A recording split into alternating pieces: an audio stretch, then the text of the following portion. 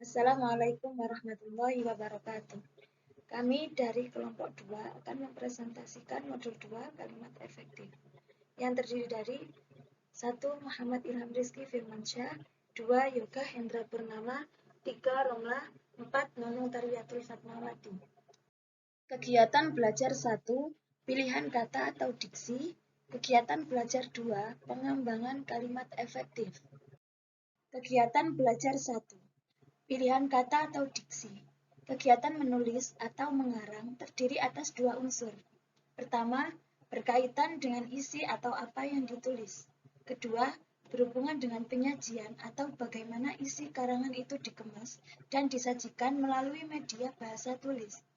Salah satu penyajian itu berkenaan dengan pendayagunaan bahasa yang akan dipengaruhi oleh ketetapan diksi atau pilihan kata, gramatika, dan gaya tutur penulis.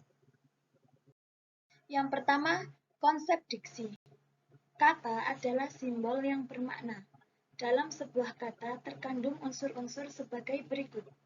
1. Makna, yang mengacu pada suatu konsep atau gagasan yang mewakili lambang dari suatu benda, peristiwa, atau gejala.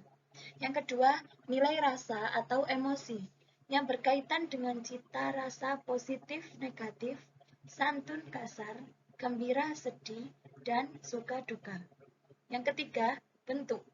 Keselarasan bentuk kata atau dasar atau imbuhan atau frase dengan posisinya dalam sebuah wacana atau konteks.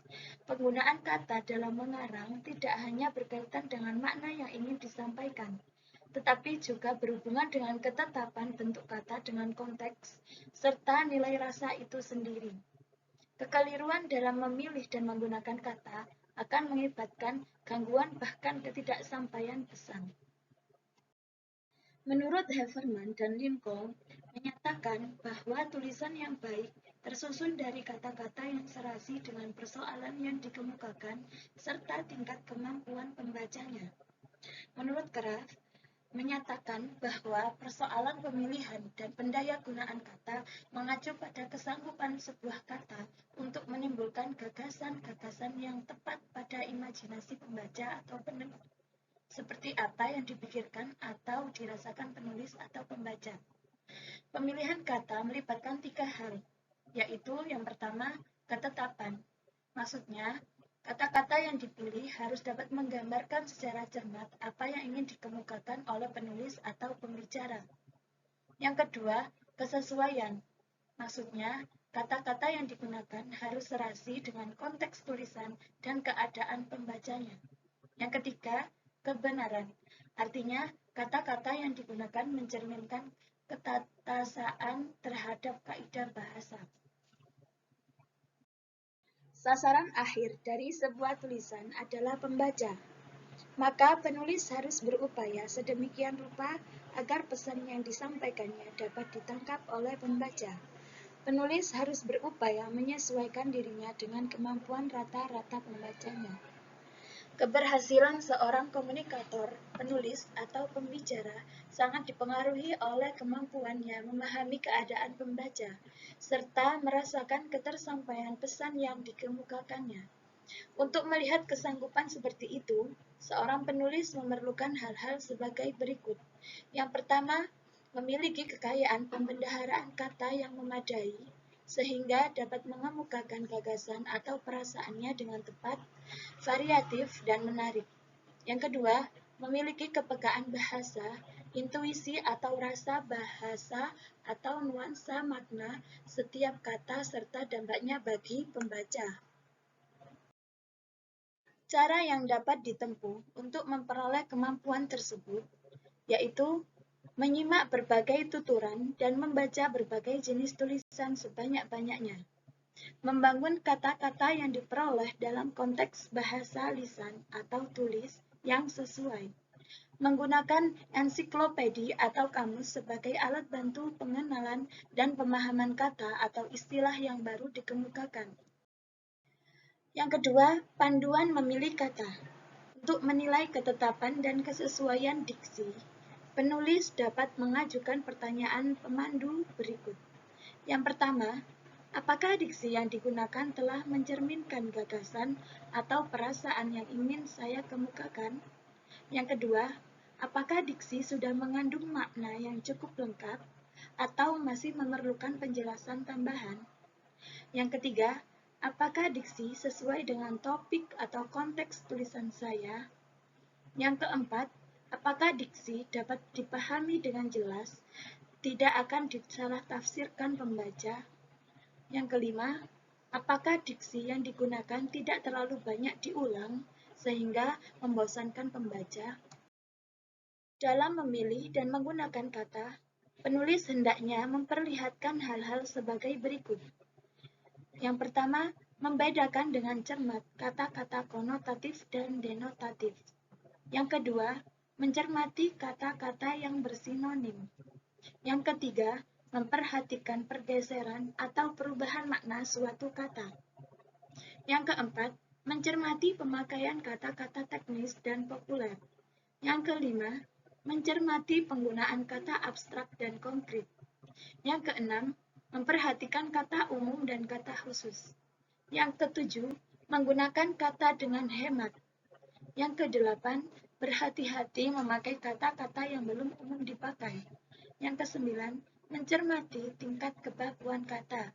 Yang kesepuluh, menggunakan majas dengan cermat. Kegiatan belajar 2. Pengembangan kalimat efektif. Kalimat sebagai alat pengekspresian ide, gagasan, dan perasaan harus memiliki kekuatan untuk memberikan, menjelaskan, menginformasikan, mempengaruhi, dan meyakinkan orang lain. Untuk menghasilkan kalimat seperti itu, diperlukan kesanggupan memilih dan menggunakan kata dan kaidah bahasa secara tepat, dan meracik kata dan kalimat sehingga menimbulkan daya tarik. Pengertian kalimat efektif. Kalimat efektif adalah kalimat yang mampu mewakili gagasan, pikiran, dan perasaan penulis, sehingga dapat dipahami dengan tepat oleh pembaca seperti yang dipikirkan dan dirasakan penulisnya. B. Membangun kalimat efektif. Kalimat efektif dibangun oleh dua hal. Yang pertama, kepaduan. Kepaduan adalah keterkaitan antar berbagai unsur kalimat yang membentuk satu kesatuan bentuk dan arti. Kepaduan kalimat dibangun oleh kelogisan, kehematan, dan kesejajaran. Yang pertama, kelogisan.